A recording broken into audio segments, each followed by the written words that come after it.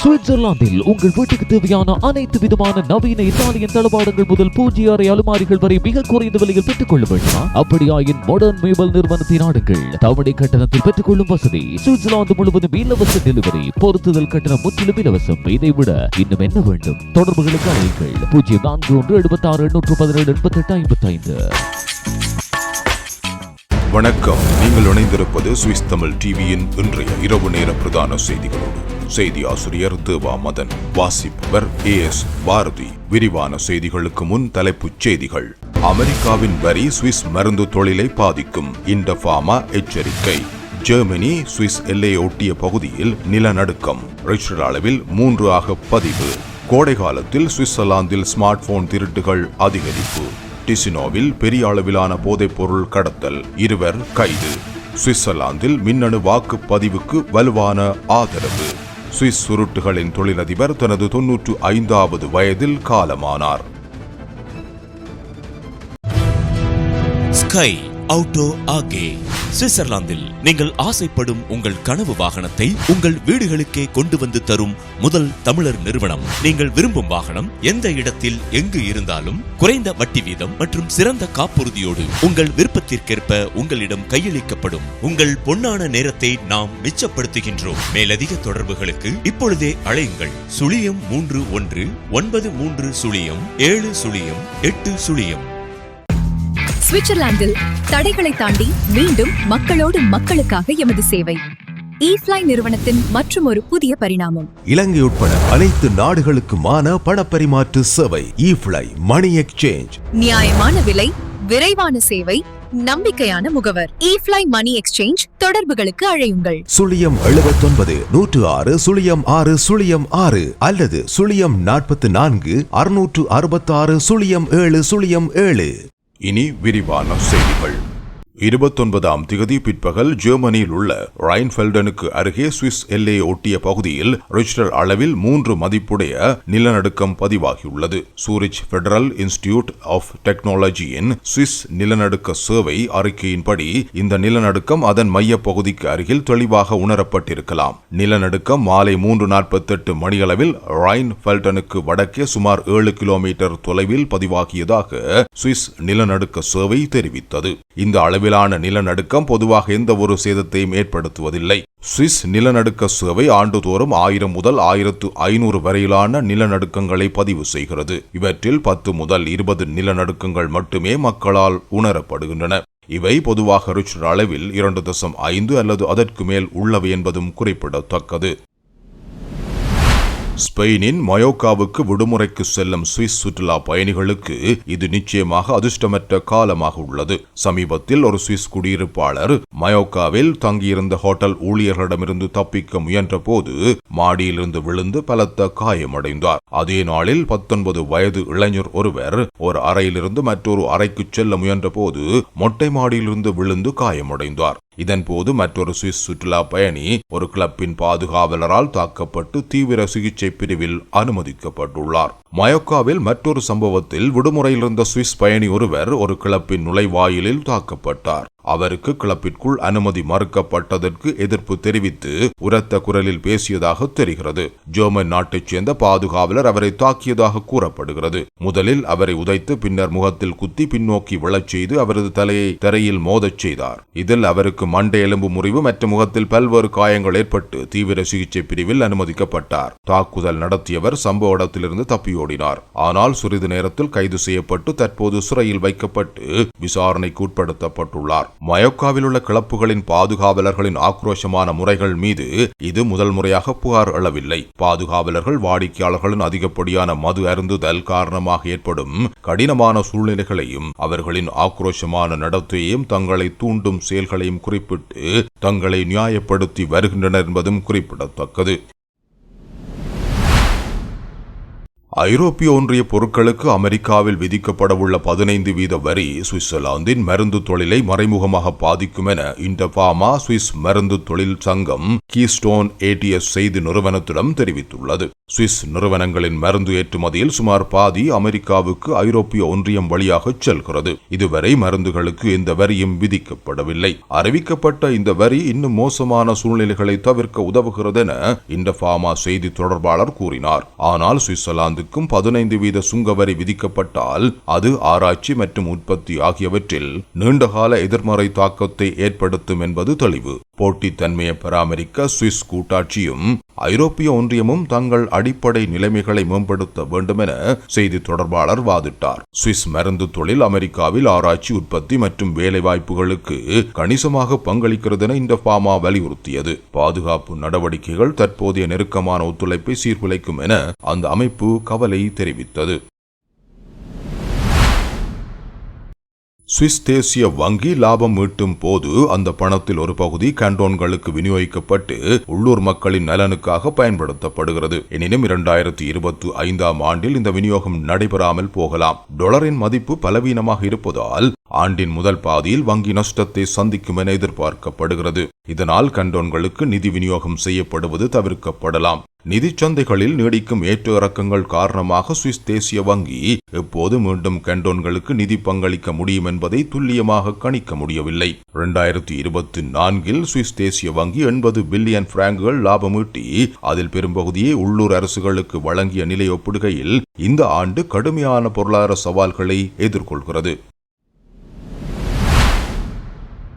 சுவிட்சர்லாந்தில் கோடை காலத்தில் செல்போன் திருட்டுகள் அதிகரித்துள்ளதாக தகவல் வெளியாகியுள்ளது.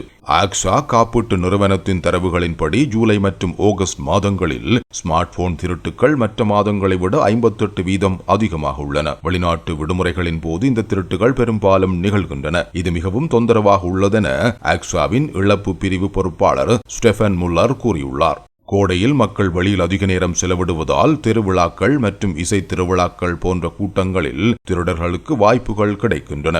இவ்வாறான செல்போன் திருட்டுகள் நகரங்களில் அதிகமாக இடம்பெறுகின்றன. கடந்த 5 ஆண்டுகளில் அதிக ஸ்மார்ட் போன் திருட்டு புகார்கள் பதிவான 5 கண்டோன்களில் 4 ரோமண்டி பகுதியில் உள்ளன. அவை ஜெனீவா, பாசல் நகரம், நூஷாட்டல் மற்றும் வாட் கண்டோன்கள் ஆகும். ஜெனீவாவில் திருட்டு புகார்கள் சுவிஸ் சராசரியை விட 5 மடங்கு அதிகமாகவும் டிசினோவை விட 11 மடங்கு அதிகமாகவும் உள்ளன. டிசினோவில் திருட்டு ஆபத்து மிக குறைவாகும். 2015இல் ஆக்ஸாவுக்கு 3500 ஸ்மார்ட் போன் திருட்டு புகார்கள் வந்த நிலையில் 2024இல் இது 2200ஆக குறைந்தது.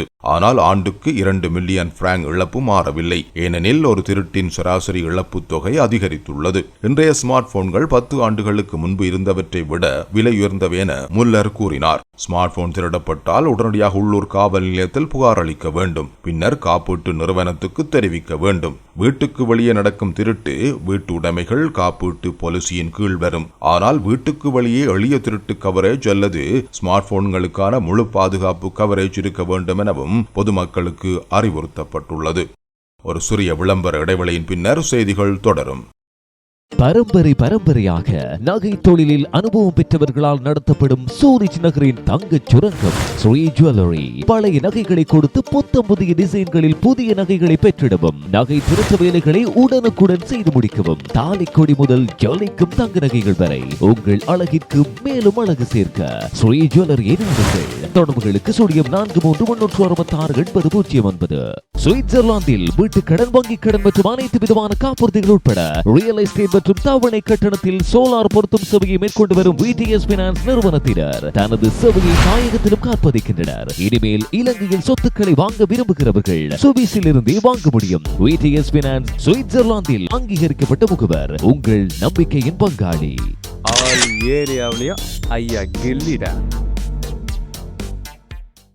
சுவிட்சர்லாந்தின் மத்திய பகுதியைச் சேர்ந்த புகழ்பெற்ற தொழிலதிபர் ஹென்ரிக் வில்லிகர் 95 வயதில் காலமானார். லூசன் கண்டோனில் உள்ள பஃபெஃபிகானில் அமைந்த வில்லிகர் நிறுவனத்தை பல ஆண்டுகளாக வழிநடத்தியவர் இவர். இந்த நிறுவனம் சுருட்டு, சிகரிலோக்கள் மற்றும் பிற புகையிலை பொருட்களை உற்பத்தி செய்கிறது. இவரது மறைவு கடந்த வெள்ளிக்கிழமை ஜூலை 25 அன்று நிகழ்ந்துள்ளது. இதை அவரது குடும்பம் 29ஆம் தேதி அறிவித்தது. வில்லிகர் இறுதி வரை நிறுவனத்தின் தலைவராக இருந்தார். ஆனால் 85 வயதில் செயல் செயல் இயக்குனர் பதவியை விட்டார். 1950 1888 தொடங்கப்பட்ட குடும்ப நிறுவனத்தில் இணைந்தார். 1954 வெளிநாட்டில் பயிற்சி பெற்று பங்குதாரரானார். 1966 தந்தையின் மறைவுக்கு பின்னர் சகோதரர் காஸ்பருடன் நிறுவனத்தை வழிநடத்தினார். காஸ்பர் 1989 தொடக்கம் 2003 கூட்டாட்சி ஆலோசகராக இருந்தார். வில்லிகரின் தலைமையில் நிறுவனம் பெருவெற்றி பெற்றது. அவர் சுருட்டு விரும்பிகளை விரும்பியவர், ஆர்வமுள்ள தொழிலதிபர், துணிச்சலான கனவாளி, சுவிஸ் புகையிலை தொழிலில் நீடித்த தாக்கத்தை ஏற்படுத்தினார் என குடும்பம் தெரிவித்துள்ளது. வில்லிகர் புகைப்பிடிப்பதை இன்பமாக கருதி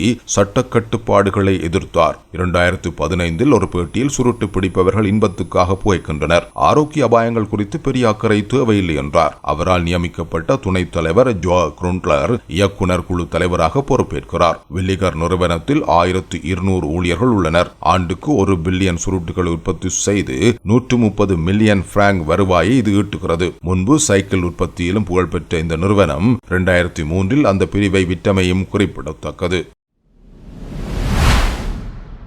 டிசினோ கண்டோன் காவல்துறையும் மாநில வழக்கறிஞர் அலுவலகமும் ஜெர்மனியில் வசிக்கும் 51 வயது அல்பேனிய ஆண் மற்றும் லூகானா பகுதியைச் சேர்ந்த 35 வயது இத்தாலிய பெண்ணை கைது செய்துள்ளனர். இவர்கள் இருவரும் முக்கியமாக சோட்டோ செனரி பகுதியை மையமாக கொண்டு நடைபெறும் பெரிய அளவிலான போதைப்பொருள் கடத்தல் செயல்பாட்டில் ஈடுபட்டதாக சந்தேகிக்கப்படுகிறது. சந்தேக நபர்கள் பயன்படுத்திய இடங்களில் நடத்தப்பட்ட சோதனைகளில் 1400 கிராமுக்கு மேல் கொக்கைன் மற்றும் சுமார் 10 கிராம் எக்ஸ்டசி மாத்திரைகள் கைப்பற்றப்பட்டன.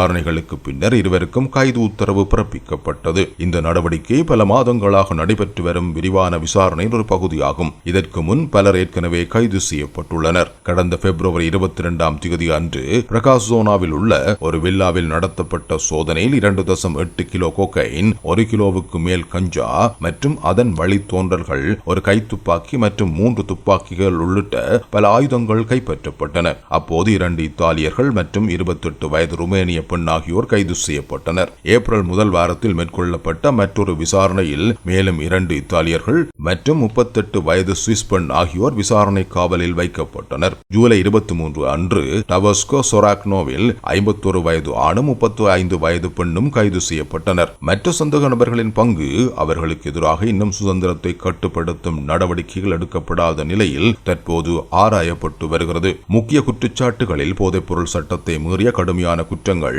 பணமோசடி, ஆயுத சட்ட மீறல்கள் மற்றும் வெளிநாட்டினர் மற்றும் ஒருங்கிணைப்பு சட்ட மீறல்கள் அடங்கும். இந்த விசாரணைகளை மாநில வழக்கறிஞர் சிமோன் பார்க்கா வழிநடத்துகிறார்.